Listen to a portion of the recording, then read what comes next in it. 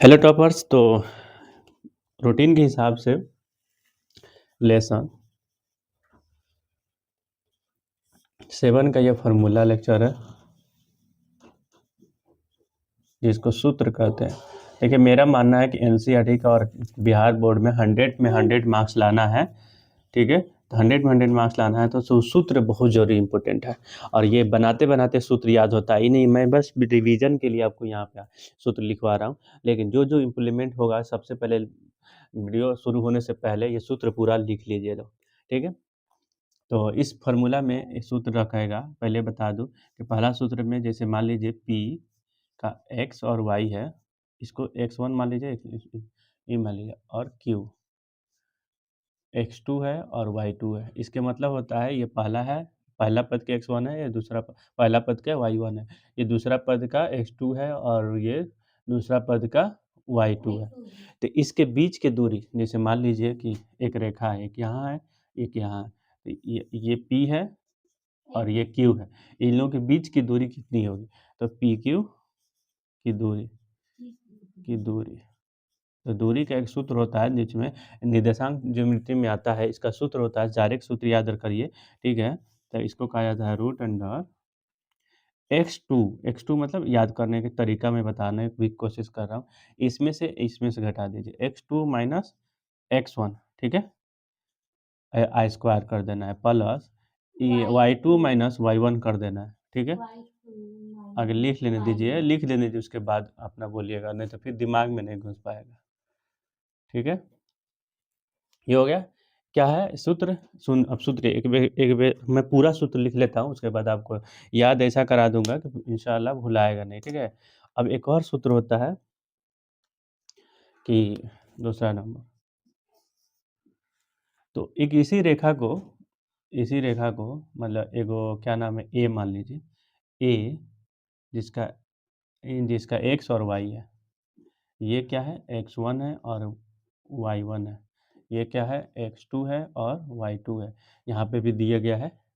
और इसी रेखा को एक आदमी आता है जिसे ए नाम का एक रेखा आता है, इसको काट देता है 2:3 में या 3:4 में, मैंने किसी भी भाग में काट देता है, तो हम इसको मानते हैं कि M1:M12 में बांट देता है। अब हमको मालूम थोड़ा है किस भाग में काटता है, वो तो क्वेश्चन बताएगा। ठीक है, तो भाग में बांटता है तो क्या नाम है उसके लिए, तो एक सूत्र रहता है, जैसे मान लीजिए ए ए बिंदु, चाहे बिंदु ए PQ को M1:M2 में विभाजित करता है। ठीक है, करता है, तो ए का निर्देशांक में क्या होता है, ए का निर्देशांक मतलब ये एक्स और वाई ज्ञात करने के लिए। ठीक है, तो ए का निर्देशांक क्या होगा? ठीक है, ऐसा क्वेश्चन पूछता है तो मैं उसी तरीका से सूत्र भी निर्देशांक, तो x के बराबर क्या हो जाएगा, ये ए का x क्या होगा? ठीक है, तो इसका हो जाएगा M1:x2, याद रखिएगा, M1:x2, फिर उसके बाद से M2:x1 बटा M1 प्लस M2। ठीक है, याद रखिएगा कि हम लोग किसका काम कर रहे हैं, x का, तो इसमें y नहीं आएगा। ठीक है, हो गया। अब देखिए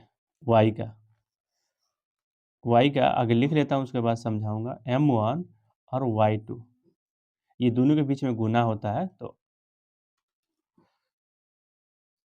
M2:y1।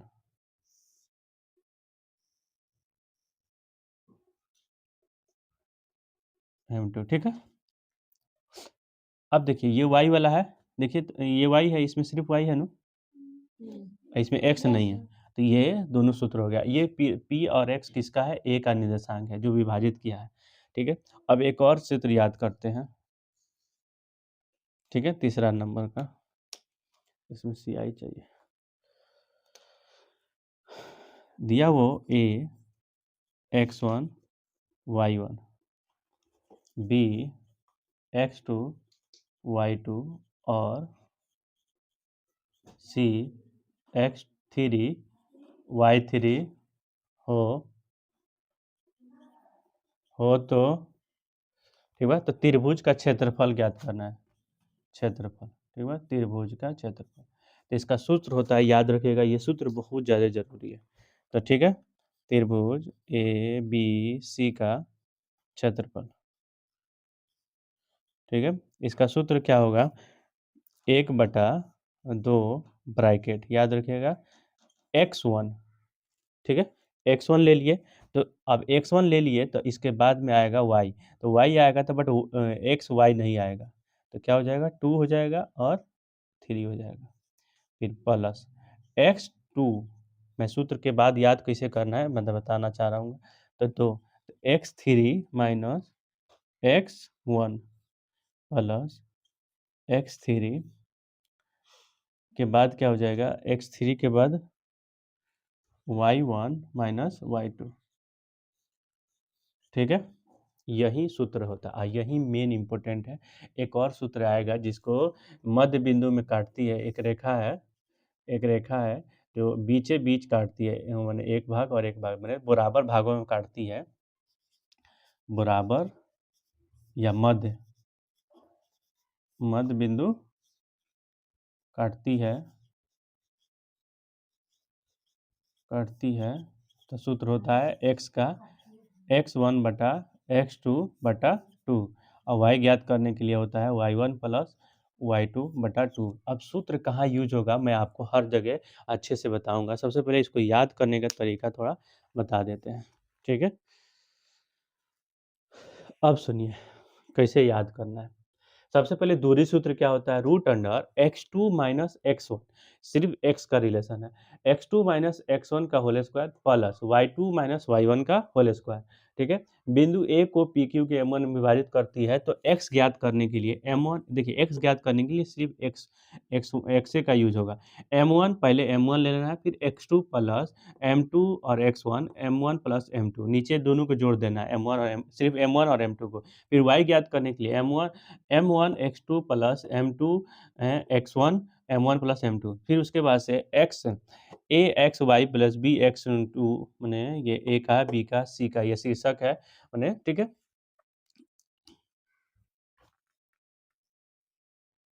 a b c ये तीनों है और तीनों का ये शीर्षक है, तो इसका क्षेत्रफल ज्ञात कीजिए, 1/2 x1, ठीक है, ये x1 है ना।